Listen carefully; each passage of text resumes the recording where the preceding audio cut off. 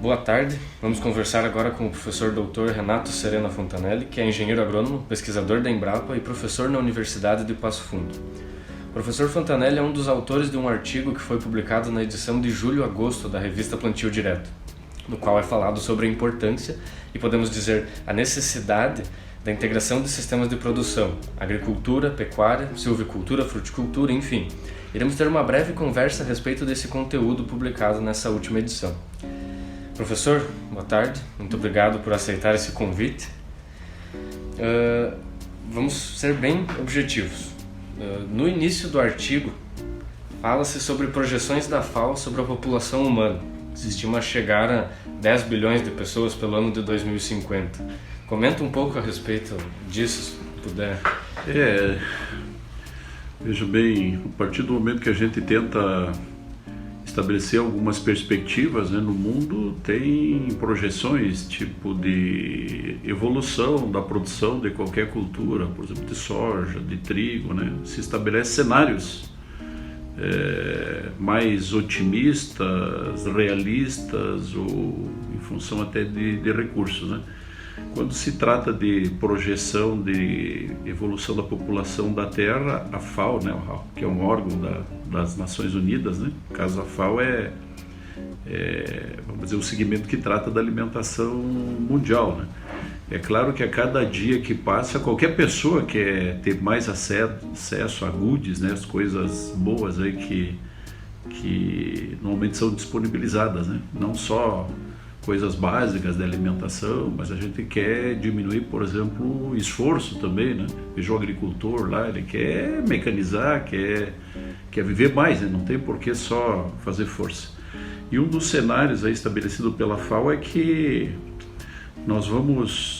que a população atual aí se situa em torno de 7,4, né? 7,4 bilhões de pessoas, vai evoluir aí para cerca de mais de 10. Então, se a gente pensar, arredondar aí para que a população em 30 anos, nós estamos praticamente em 2020, chegue a mais 2 bilhões de pessoas. E aí vai, né, estuda globalmente quais são os países que têm condições de produção de alimento. Por exemplo, tem estimativas aí que o Brasil já produz atualmente alimento para mais de 1 bilhão de pessoas. E nós somos um pouco mais de 210 milhões, né? Então, supostamente, a gente já está produzindo alimento para 4, 5 vezes a população da Terra. Pegar a vizinha Argentina aí, por exemplo, produz alimento para 400 milhões de pessoas. E a Argentina tem menos de 50 milhões. Né? Então, supostamente, a Argentina já está produzindo 8 vezes mais do que para atender o mercado interno. Né? Então, a Argentina é um dos principais exportadores, embora o Brasil seja o segundo a nível mundial.